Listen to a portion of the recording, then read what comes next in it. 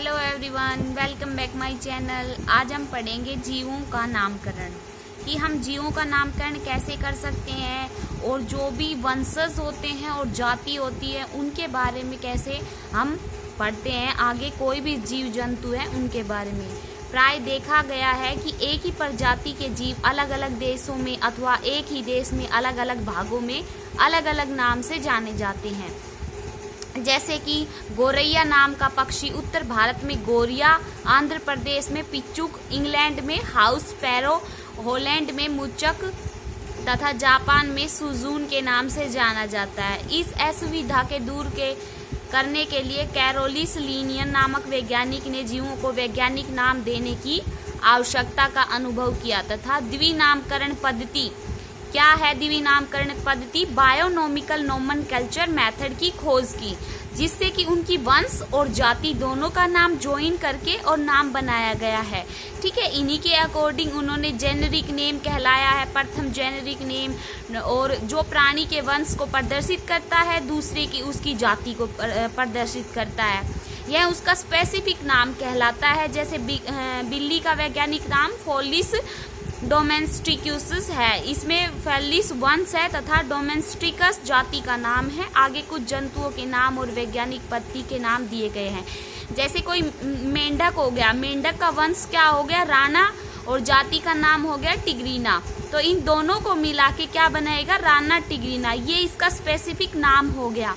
ऐसे ही बिल्ली का फेलियस डोमेस्टिक, ये दोनों को नाम ऐड किया। कुत्ते का कैनिस फैमिलियर, ऐसे ही बहुत सा, जैसे कि अब मनुष्य का नाम देख लो, मनुष्य को वंशज क्या हो गया, होमो, और जाति का नाम हो गया सैपियंस। तो इसका नाम पूरा स्पेसिफिक नाम क्या हो गया, होमो सैपियंस। ठीक है, ऐसे ही इनका वंश और जाति का दोनों का नाम ऐड करके स्पेसिफिक नाम को बताया गया है। द्विनामपत्ति के अंतर्राष्ट्रीय नियम क्या क्या होते हैं, सभी जंतुओं का नाम 2 शब्दों में होता है। ठीक है, नाम का पहला शब्द वंश तथा दूसरा शब्द जाति को बताता है। सभी नाम अंग्रेजी में होते हैं।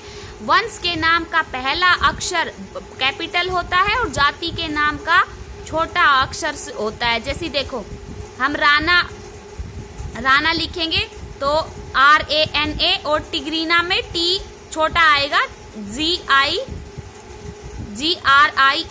टिग्रीना। ठीक है, तो ये जो टिग्रीना है जाति का नाम है, ये स्मॉल में लिखा जाएगा, और राणा कैपिटल में हो गया, मतलब R कैपिटल में हो गया। ठीक है, जंतुओं का वैज्ञानिक नाम सदैव तिरछे अक्षर इटैलिक्स में छपा होता है, हस्तलिपि के नीचे तिरछी लाइन खींची जाती है। राणा टिग्रीना लिख के और इधर ऐसे तिरछी लाइन खींची जाती है। ठीक है, जीवों का वर्गीकरण 1707 और 1778 में हुआ था, जो वैज्ञानिक कैरोलिस लिनियस के थ्रू प्रसिद्ध वैज्ञानिक ने उनको डिस्कवर किया था। ठीक है, वर्गीकरण की इकाई देखो, वर्गीकरण की इकाई 6 प्रकार से होती है। हम नोटबुक से देखते हैं। जो क्लासिफिकेशन है ऑर्गेनिज्म, यानी जंतु का क्लासिफिकेशन हम पढ़ रहे हैं। ठीक है, तो फर्स्टली हो गया किंगडम, यानी कि जगत, जंतु जगत। एनिमल, ये जो है इनका ये किंगडम है, और इनके बारे में जो भी कोई डेटा वगैरह इनमें एक क्लासिफिकेशन में एक अलग से पार्ट में रखा जाता है, उनके बारे में लिखा गया है। तो किंगडम को क्या हो गया, जंतु जगत, तो जंतु जगत को हम एनिमेलिया बोलेंगे। ठीक है, सेकंड है फाइलम, यानी कि संघ, कोई भी फाइलम होगा वो कोर्डेटा जनरेशन में रहेगा। ठीक है, सब फाइलम, यानी कि इसी की जो भी जाति होती है उसकी अदर स्पीसीज होती है, उसको बोलते हैं सब फाइलम, उपसंघ। तो उसको हम वर्टिब्रेटा में रखेंगे। वर्ग, क्लासेस। ठीक है, वर्ग हो गया, क्लास, तो ये क्या हो गया, सतनीय, मैमेलिया, जो भी एनिमल्स होते हैं वो मैमेलियन एनिमल्स होते हैं, उनके वर्ग के बारे में हम डिस्कस करेंगे। उपवर्ग, सब क्लासेस, यानी यूरिथ्रा, ये यूरिथ्रा हो गया। गण, ऑर्डर, कॉर्निवोरा, फैमिली, कुल, फैलिडिया, वंशज, जीनस, फैलिस, और जाति, स्पीसीज, डोमेस्टिकेटेड। ये सभी चीजें हमें किस चीज के बारे में डिनोट कर रही है, देखो हम वंश और जाति अभी हमने पढ़ा है। तो फैलिस डोमेस्टिकेटेड किसका नाम है, बिल्ली का साइंटिफिक नेम है। ठीक है, तो हम ये बिल्ली के वर्गीकरण के बारे में हम पढ़ रहे हैं। नेक्स्ट हम पढ़ते हैं वर्गीकरण का आधार, कि बेसिस क्या होते हैं वर्गीकरण का। ठीक है, फर्स्टली हो गया पादप जगत यानी कि किंगडम प्लांटल, और सेकंड हो गया जंतु जगत किंगडम एनिमलिया। तो फर्स्टली हो गया, हम उसकी लक्षण पढ़ते हैं। तो फर्स्टली क्या हो गया, सेल मेम्ब्रेन, हिंदी में बोलते हैं कोशिका भित्ति।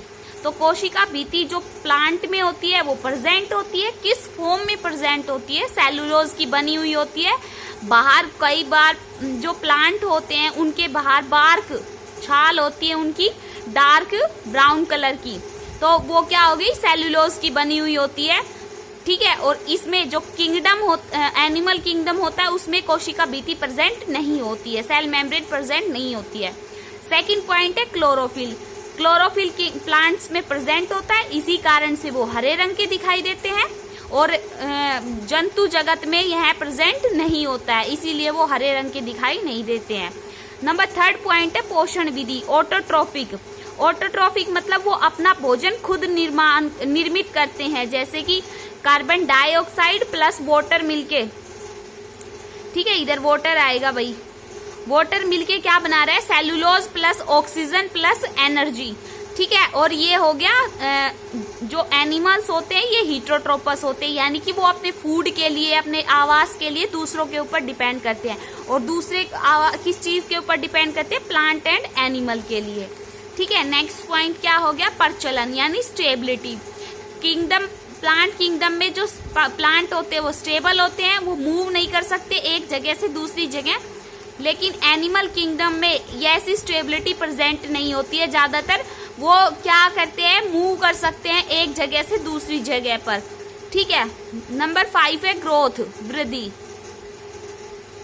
प्लांट है लाइफ टाइम ग्रोथ करते हैं, सूख जाते हैं फिर ग्रोथ करते हैं, तो उनकी जो वृद्धि होती है असीमित होती है, जंतुओं में वृद्धि असीमित होती है। ठीक है, आई होप आपको ये वीडियो अच्छी लगी हो, तो मेरी वीडियो को लाइक कर दीजिए, चैनल को सब्सक्राइब कर दीजिए, कमेंट करके जरूर बताइए। Thank you.